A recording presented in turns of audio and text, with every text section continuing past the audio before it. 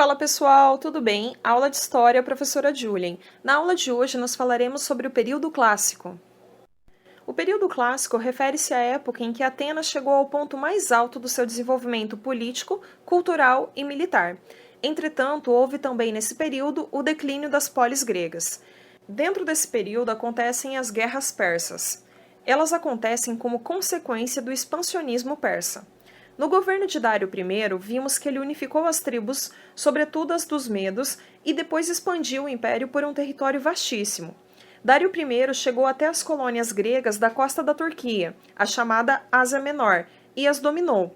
Em 499 a.C., essas cidades se revoltaram contra o domínio persa, e Atenas enviou uma frota de 20 barcos em seu auxílio. Até então, a Península Balcânica nunca tinha sido interesse primordial de Dário. Agora, entretanto, ele buscaria uma vingança, ainda que tivesse vencido a guerra na Ásia Menor. Dário iniciou uma série de campanhas militares contra Atenas, dando início às chamadas Guerras Persas ou Médicas.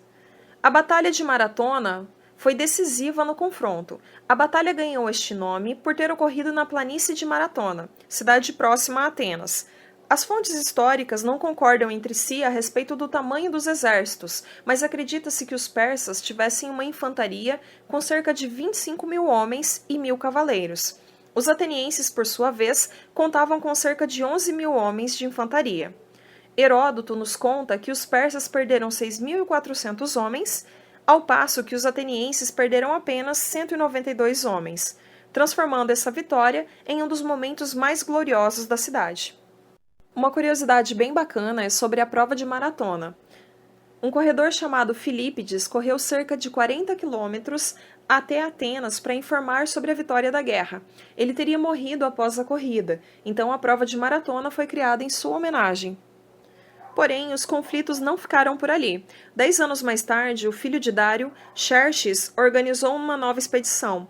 Dessa vez, os persas levaram um enorme exército, cerca de 200 mil homens e 500 navios. Um dos principais episódios dessa campanha foi a Batalha de Termópilas, no estreito da passagem do desfiladeiro de Termópilas. Cerca de 6 mil homens, incluindo 300 espartanos, enfrentaram um enorme exército persa. No segundo dia de batalha, contudo, um ateniense, buscando recompensas, denunciou aos persas uma passagem pelas montanhas que permitia cercar o exército. Assim, os gregos foram derrotados na batalha. Mais tarde, entretanto, na mesma campanha, os gregos derrotariam os persas na batalha naval de Salamina. As cidades gregas decidiram se unir, nascendo então a Liga de Delos, sob o comando de Atenas. Atenas concentrava todo o esforço de guerra, incluindo os recursos financeiros das principais cidades gregas. Aos poucos, Atenas iniciou seu domínio político sobre outras cidades, preparando o seu terreno para a Era de Ouro. A Era de Ouro de Atenas foi um período indefinido em termos de tempo, mas ocupou boa parte do século V a.C. Foi um período em que Atenas colheu os frutos do seu domínio hegemônico na Península Balcânica, sob o governo de Péricles. Atenas chegou ao ponto mais alto de sua democracia nessa época. Péricles liderava um partido popular e assegurou que a democracia fosse exercida igualmente por todos os cidadãos. Um dos legados desse governo foi o estabelecimento de um Estado jurídico, que não governaria com base na força e no militarismo, e sim fundamentado no debate de ideias e na vontade da maioria. Também é uma herança dessa democracia a ênfase na racionalidade humana para criar e votar leis. Em termos artísticos, foi na Era de Ouro que surgiu o estilo clássico. Esse estilo tinha um grande realismo, isso é, uma busca pelo retrato mais fiel possível. Foi um movimento de extrema valorização do homem. As esculturas voltavam-se quase totalmente para o retrato do corpo humano. Tratava-se, portanto, de uma arte profundamente racionalista e humanista. Foi também nesse período que Fídias esculpiu as esculturas do Partenon e a estátua de Atena. Em ambos os casos, elas foram esculpidas em ouro e marfim. O teatro também cresce. A tragédia, que era o principal gênero do teatro grego, evocava o sofrimento humano em geral e muitas vezes trazia referências políticas. Um dos maiores autores trágicos do período foi Ésquilo, segundo o qual o mundo era regido por autoridades divinas.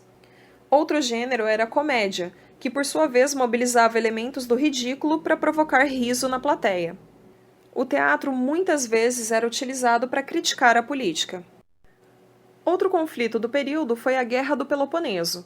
A hegemonia política de Atenas, a partir da Liga de Delos, gerou vários problemas por ser econômica e militarmente abusiva. A principal cidade a fazer oposição à hegemonia ateniense foi Esparta, que havia organizado no século VI a.C. a chamada Liga do Peloponeso, firmando aliança com outras cidades da península. Assim, surge um conflito entre esses dois blocos, de um lado a Liga de Delos, liderada por Atenas, e de outro a Liga do Peloponeso, liderada por Esparta. Falamos em duas etapas da guerra, separadas por um período de paz. A primeira etapa vai de 431 a 421 a.C. Durante o conflito, uma terrível peste assolou a cidade de Atenas e dizimou um quarto da população, incluindo seu governante Péricles. Um tratado de paz foi assinado por 50 anos e ficou conhecido como a Paz de Nicias, o nome do general responsável pelo acordo. Mas a paz não durou muito tempo. Esparta formalizou a nova etapa da guerra a partir de 414 a.C., um confronto desastroso para Atenas que durou cerca de 10 anos. Um dos soldados atenienses de destaque da Guerra do Peloponeso foi Sócrates, que ficou ainda mais conhecido por seus questionamentos filosóficos. Ele acreditava que a verdade sobre todas as coisas residia no interior de cada homem, na sua alma. Esses questionamentos em uma Atenas em plena crise política e recém-derrotada por Esparta não foram bem recebidos, e o filósofo foi acusado de atiçar a juventude contra a ordem. Foi então condenado à morte em 399 a.C. Foi obrigado a tomar chá de cicuta, que era uma planta venenosa. A filosofia volta a ganhar um grande impulso na Atenas do século V a.C., por causa de Platão. É pelas obras de Platão que temos conhecimentos do pensamento de Sócrates, já que Sócrates não deixou nenhum registro histórico de suas ideias. Segundo Platão, uma polis só teria justiça se cada cidadão pudesse cumprir sua função. Os aristocratas governariam a polis, os militares a defenderiam e os trabalhadores a sustentariam. Platão era contrário à democracia. Quando Esparta finalmente alcançou seu objetivo, isto é, libertar as cidades gregas da hegemonia ateniense, ela inicia então a sua própria hegemonia no mundo grego. Essa situação causaria muitos conflitos. As cidades gregas começaram a brigar constantemente pelo domínio da região. As principais cidades em conflito eram Esparta, Atenas e Tebas, as que se alternavam no poder da Península Balcânica. O resultado desses conflitos foi um enorme enfraquecimento das polis gregas, que logo precisariam enfrentar um inimigo em comum, a Macedônia. Enfraquecidas, as polis sucumbiram diante do adversário. As conquistas das cidades gregas pela Macedônia inauguraram o período chamado helenístico. Porém, sobre isso falaremos nas outras aulas. Grande abraço e até a próxima!